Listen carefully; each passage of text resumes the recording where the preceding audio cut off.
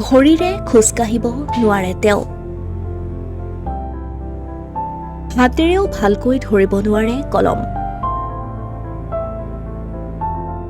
অথচ ছাত্ৰগৰাকীৰ মনোবল আৰু একাগ্ৰতাই মোহিত কৰিব আপোনাকো।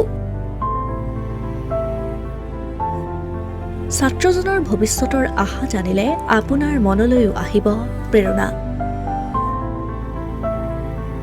এখন হুইলচেয়াৰেই এজন ছাত্ৰৰ বাবে সাৰথি। হুইলচেয়াৰত বহি দুখন হাতেৰে কোনোমতে কলম ধৰি বগা কাগজত তেওঁ লিখি গৈছে ভৱিষ্যত। বিশেষভাৱে সক্ষম মহিবুল হক শ্বেখে সদ্যঘোষিত উচ্চতৰ মাধ্যমিক পৰীক্ষাত লাভ কৰিছে ৭০%।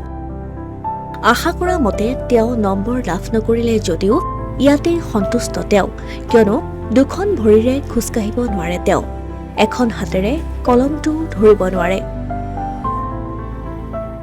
মোৰ নাম মহিবুল হক শ্বেখ। মই কামাৰডাঙ্গা PMC কামাৰডাঙ্গা হাই ছেকেণ্ডেৰীৰ পৰা HS পৰীক্ষাত উত্তীৰ্ণ হৈছোঁ ফাৰ্ষ্ট ডিভিজন লৈ।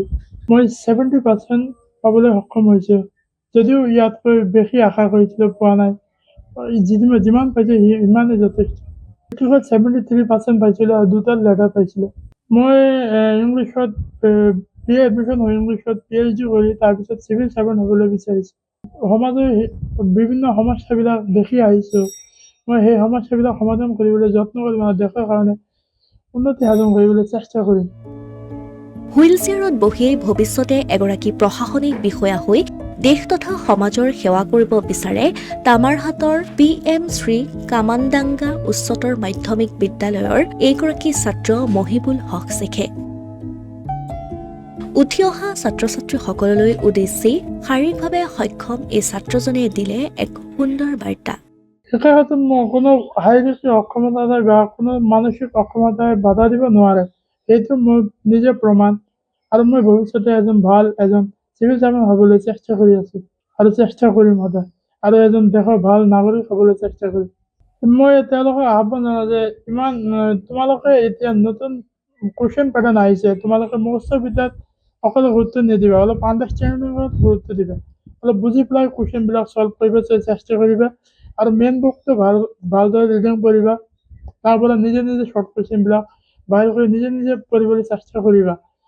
আৰু মোবাইলৰ প্ৰতি ইমান গুৰুত্ব নিদিবা। মোবাইল অলপ অসুবিধাও আছে সুবিধাও আছে মোবাইলত, তোমাৰ ওপৰত নিৰ্ভৰ কৰিব মোবাইলৰ ব্যৱহাৰটো তুমি কি কামত খটুৱাইছে। উল্লেখ্য যে মহিবুল শ্বেখ কামানডাঙ্গা কুটিগাঁৱৰ আব্দুল ৰছিদ শ্বেখ আৰু মহিৰণ নেছাৰ একমাত্ৰ পুত্ৰ সন্তান। শিক্ষাৰ ক্ষেত্ৰত যেন শাৰীৰিক অক্ষমতা বা দৰিদ্ৰতা কেতিয়াও হেঙাৰ হ'ব নোৱাৰে, তাৰ অনন্য উদাহৰণ এইগৰাকী ছাত্ৰ।